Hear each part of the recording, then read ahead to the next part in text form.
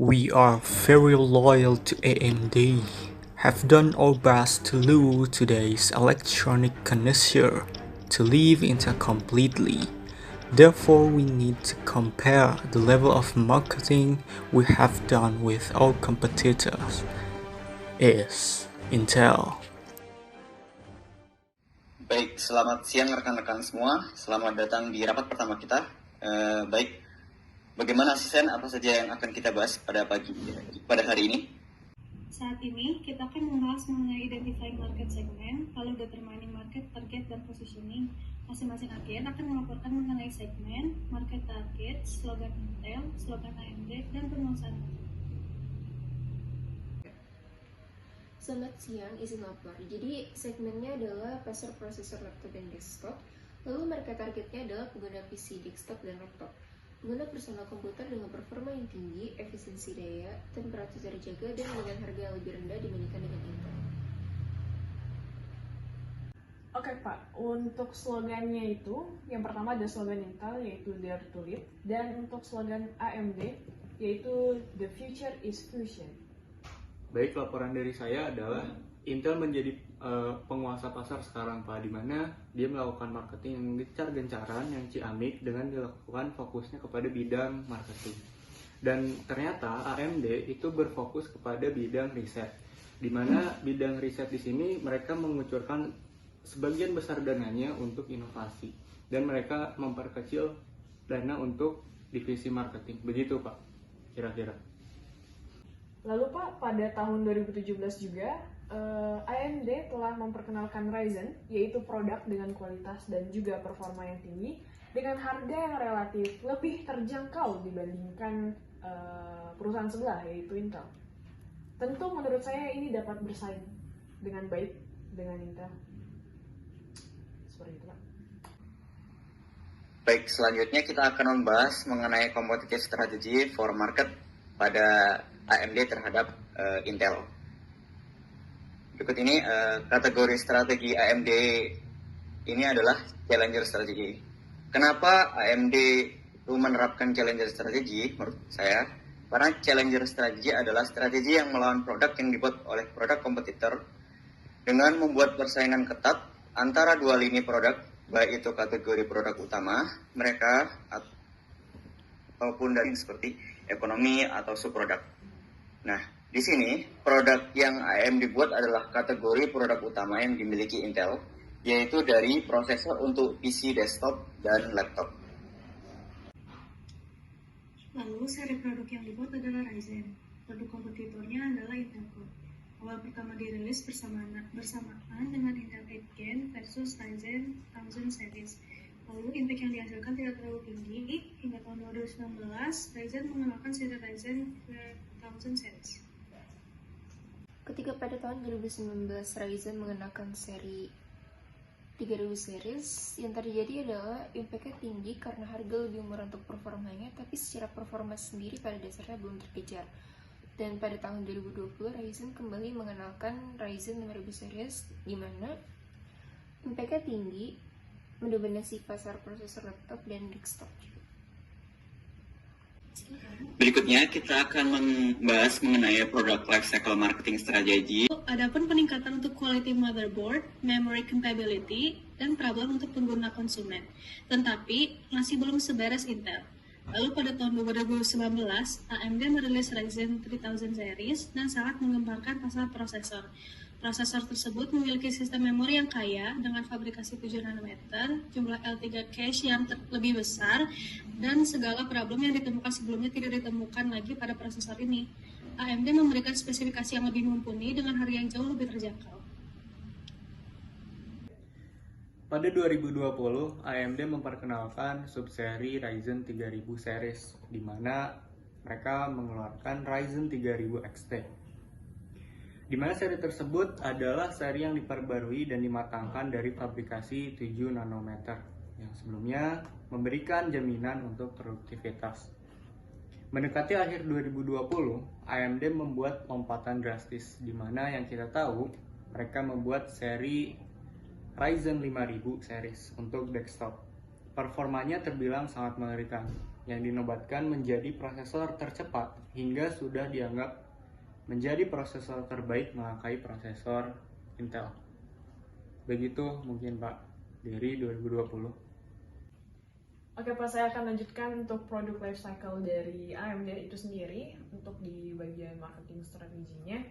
Pada tahun 2021, AMD membuat seri Ryzen 5000 series untuk PC laptop, dan AMD juga kedepannya akan membuat prosesor dengan 3D chiplet yang diharapkan mungkin akan meningkatkan performa AMD itu sendiri. Rencananya akan dirilis pada tahun depan, yaitu tahun 2022. Oke, jadi untuk kesimpulannya, market share keseluruhan dari AMD itu naik dari 18,1% menjadi 31%, dan Intel turun dari 81,9% menjadi 69%. Oke, pada tahun 2021 juga, untuk Q1, market share seluruh jenis CPU untuk AMD itu sendiri itu 39,4%, dan di Intel di angka 60,6%. Market share PC desktop AMD juga mengungguli dari perusahaan Intel dengan 50,7%, dan Intel di 49%. Mungkin untuk persentase dari perkembangan produk lifecycle AMD dan Intel itu sendiri seperti itu Pak. Bagaimana menurut Bapak?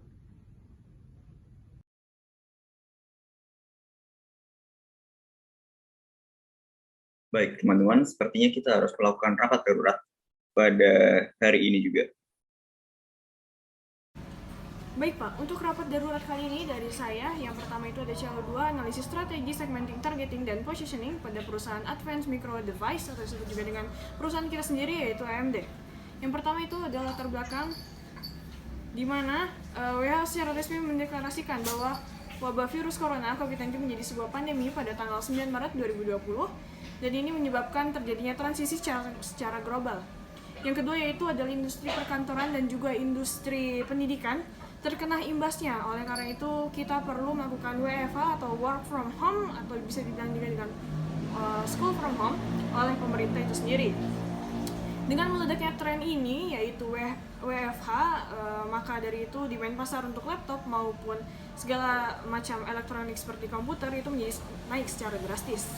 Posisi AMD dan Intel sebagai perusahaan prosesor terbesar di dunia untuk masa kini. Selanjutnya kita akan masuk ke analisis segmentasi. Nah, yang pertama itu segmentasi berdasarkan pekerjaan. AMD membagi menjadi 3 untuk gamer, editor, dan juga bisnis. Karena AMD ini memang lebih mendominasi di grafis, maka segmentasi berdasarkan pendidikan AMD membagi menjadi jenis dan jurusan pelanggan yang dapat juga merujuk pada segmentasi sebelumnya, yaitu jika jurusan pendidikan pelanggan membutuhkan performa yang tinggi dalam hal editing, dapat membeli produk prosesor untuk editor. Dan yang selanjutnya untuk mahasiswa sendiri yang membutuhkan prosesor yang lebih hemat daya tapi tidak mengurangi performa, dapat membeli produk untuk bisnis. Oleh karena itu, segmentasi berdasarkan pendapatan dan status sosial, AMD juga membaginya lagi dengan menyesuaikan pendapatan pengguna dengan memperhatikan aspek status sosial dan juga aspek dari apa yang mereka butuhkan, seperti tadi yang untuk editing dan juga untuk bisnis. Dan selanjutnya AMD juga melakukan segmen pasar berdasarkan sumber pendapatan perusahaan, yaitu segmen grafik dan komputasi serta enterprise, AMD, edit, dan semi-custom. Berdasarkan situs Investopedia, bisnis segmen AMD pada kuartal 2 tahun 2021 kali ini, persentase sumber pendapatan AMD itu dari segmen grafik dan komputasi sebesar 58%, dan untuk segmen enterprise, embedded, dan semi-custom sebesar 42%. Selanjutnya adalah identifikasi dan analisis targeting pola pasar sasaran. Pada kalangan konsumer, yaitu untuk kalangan kelas mainstream yang membutuhkan PC, desktop, atau laptop yang memiliki prosesor yang memiliki performa yang stabil, tidak harus cepat selama dapat memenuhi kebutuhan esensial dari penggunaan PC, pada umumnya mengetik, presenting, dan juga browsing. Lalu ada juga peminat teknologi. Nah, di sini biasanya yang teman-teman yang senang untuk menggunakan editing, karena kelas pasar ini biasanya mereka berani untuk membayar lebih gitu. Terus udah gitu biasanya juga pengguna ini adalah seperti gamer dan juga editor. Jadi pangsa pasar keseluruhan AMD naik dari 18,1% menjadi 31% dan Intel turun menjadi 81,9% dan 69%. 2021 pangsa pasar seluruh jenis CPU AMD yaitu 39,4%. Dan untuk Intel sendiri di persentase 60,6% untuk PC desktop dan mengungguli Intel dengan untuk Intel sendiri yaitu 50,7% dan untuk Intel dia di 49%.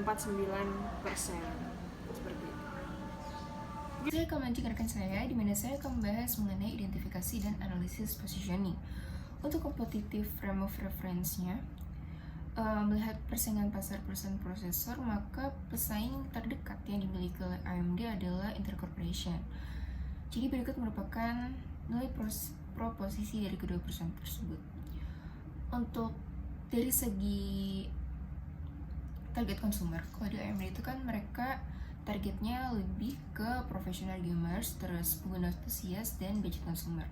Sedangkan untuk Intel itu lebih ke pengguna pribadi, karyawan kantor, pelajar, gamers, dan editor. Dan key benefits-nya dari AMD itu mereka prosesornya yang terjangkau dan mudah dilakukan overclocking. Sedangkan untuk Intel itu prosesor performa yang tinggi dan dapat diandalkan. Dan dari segi harga itu kalau dari AMD mereka 20% premium. Sedangkan untuk Intel itu mereka 30% premium. Dan dari value proposition-nya itu kalau AMD mereka tuh prosesor dengan price to performance ratio yang lebih terjangkau, sedangkan Intel itu prosesor dengan reliability yang terbaik. Kalau dari berikut merupakan point of parity dan point of difference-nya. Kalau dari point of parity, AMD dan Intel itu mereka merupakan brand yang membuat prosesor. Lalu mereka memiliki jenis kategori prosesor yang mirip dan mereka memiliki dua kelas prosesor yang dijangkau, yaitu dari consumer dan high-end. Kalau dari point of difference-nya, dari AMD itu harganya tergolong murah, terutama untuk kelas consumer, dan performa prosesor yang bagus untuk setiap kelasnya. Thermal prosesornya juga lebih terjaga dan mereka lebih hemat daya. Lalu mereka menjanjikan ketahanan performa yang lebih baik dalam jangka waktu yang lama. Sedangkan untuk Intel, itu dari segi harga kan tergolong lebih mahal. Performa prosesornya juga tidak stabil, thermalnya juga tidak stabil, dan mereka boros daya. Mereka juga tidak dapat menjamin ketahanan performa dalam jangka waktu yang lama. Kalau dari brand mantra, untuk produk utama AMD yaitu Ryzen yang diperkenalkan pada tanggal 27 Oktober tahun 2017 kemarin, tagline mereka itu kan Ryzen is here, dimana harapan dari AMD bahwa seri terbaru yang mereka rilis dapat memberikan kesempatan konsumen untuk mendapatkan teknologi yang cepat, performa yang stabil, hemat daya, dan harga yang terjangkau. Lalu untuk brand slogannya AMD, kan mereka itu sudah berdiri dari tahun 1970. Nah, slogan mereka itu the future is vision, yang menggambarkan bahwa AMD memiliki kapasitansi untuk menggabungkan teknologi lebih cepat ke masa depan. Dimana maksud dari teknologi tersebut gambaran bagaimana prosesor yang dikembangkan oleh AMD itu dapat menarik konsumen. Adapun tagline pertama yang dibuat untuk salah satu produk mereka, tagline pertamanya itu Ryzen powers you dominate. Oke, jadi kalau disimpulkan dari penjabaran yang telah dijabarkan oleh saya dan rekan saya sebelumnya, itu pada strategi segmenting, AMD itu membaginya berdasarkan kategori pekerjaan, pendidikan, pendapatan, dan status sosial. Lalu target pasar yang ingin dicakup oleh AMD itu dari kalangan konsumer dan peminat teknologi. Sedangkan untuk positioning, AMD dibandingkan dengan Intel Corporation. Selain itu juga ada saran yang dapat kami berikan. Yang pertama itu, AMD kan sangat gencar dalam melakukan inovasi, tapi mereka itu kurang terfokus kepada pemasaran. Jadi sebaiknya AMD melakukan inovasi dan pemasaran dengan posisi yang seimbang.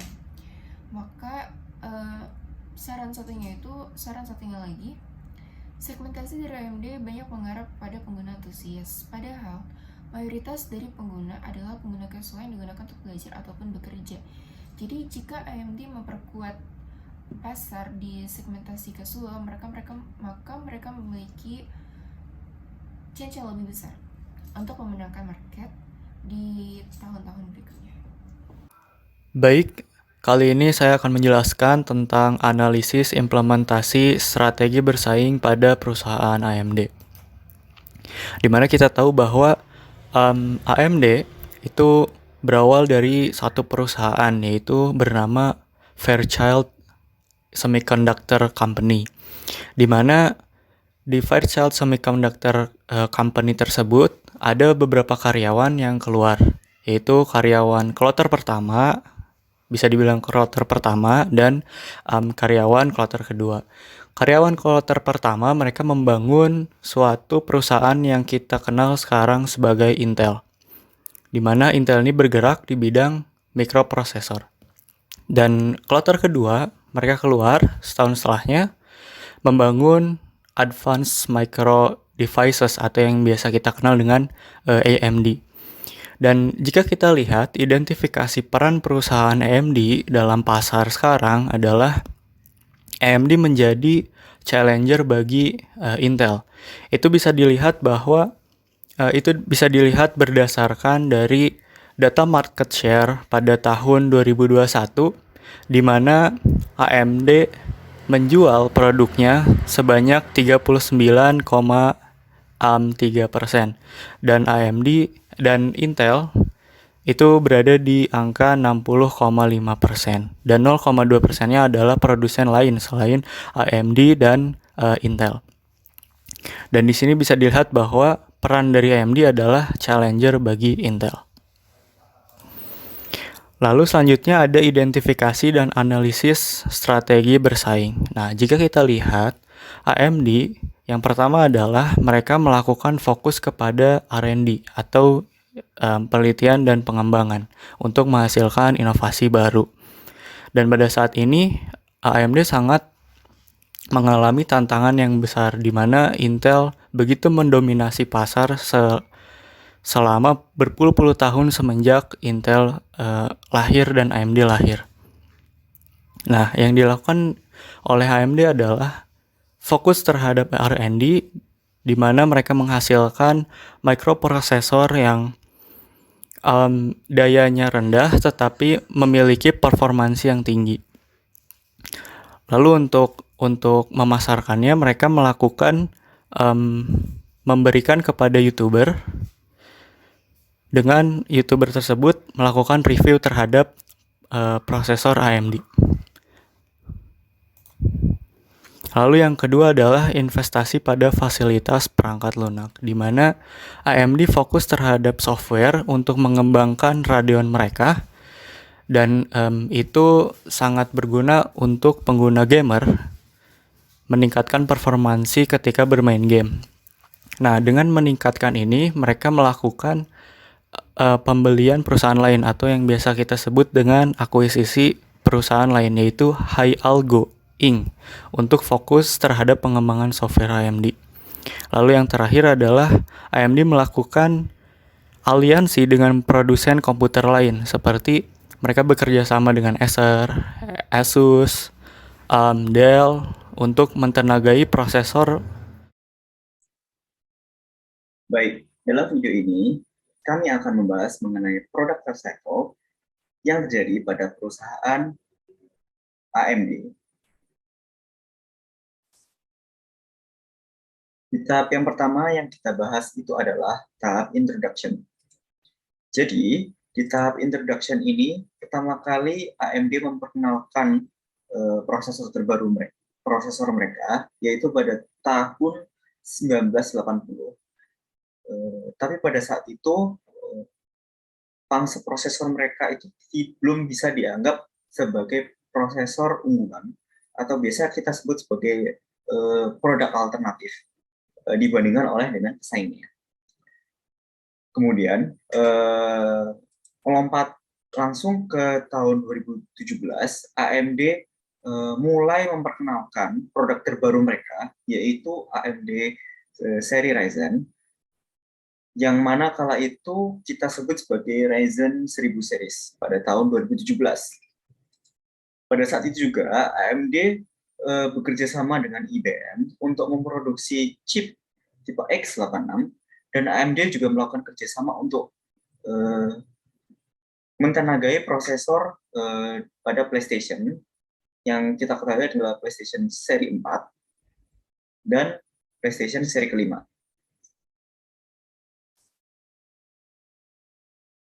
Kemudian kita akan melanjutkan pada tahap growth atau tahap pertumbuhan. Tahap pertumbuhan ini terjadi pada tahun 2018, di mana pada saat itu AMD mengeluarkan seri terbaru mereka, yaitu seri Ryzen 2000 series.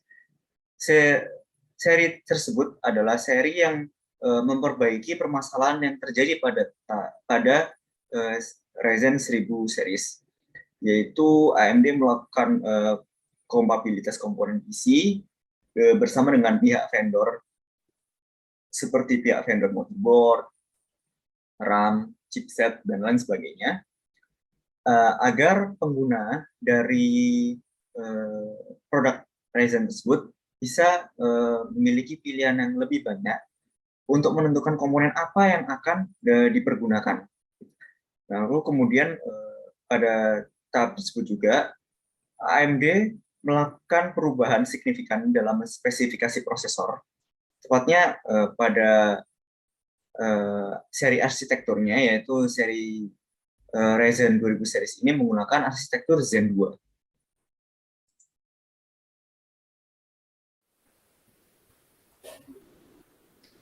Pada tahap selanjutnya, yaitu tahap kedewasaan atau tahap maturity, AMD meluncurkan Ryzen 3000 dan 4000 series. Peluncuran tersebut memberikan banyak dampak positif terhadap penjualan prosesor. Terkenalnya tagline beneran cepat untuk prosesor terbaru dari AMD adalah dampak dari peluncuran tersebut. Lalu tahap yang terakhir adalah tahap penurunan atau decline. Di sini, Intel melakukan perlawanan dengan meluncurkan Intel Core Gen 11 Tiger Lake yang dapat mengambil perhatian para penggemar teknologi. Lalu Ryzen 4000 series sedikit terkalahkan sehingga AMD mengeluarkan Ryzen 5000 series.